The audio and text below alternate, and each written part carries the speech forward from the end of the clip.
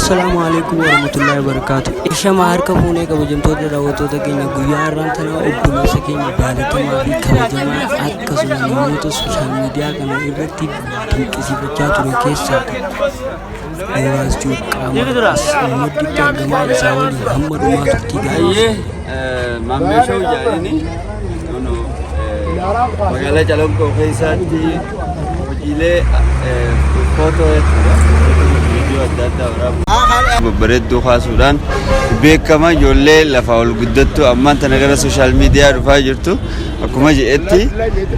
نما لالنة خرا سوشيال ميديا رفنا جئ لقارا يرون تي سوشيال ميديا خنا تي جل كابنتي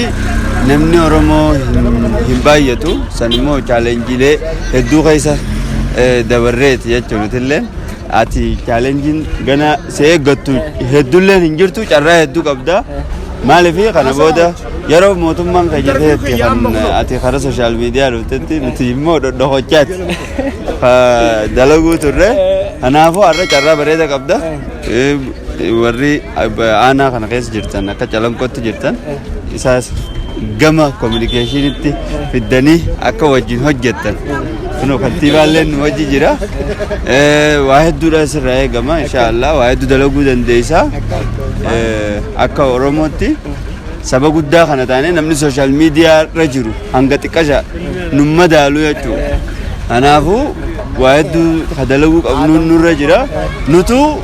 carraa fayyadamnee mul'anne malee hojii akka sabaatti nurra eegamtu gana hojjanna malee hojjanne jennelleen amannu kanaafu fuula dura ni hojjanna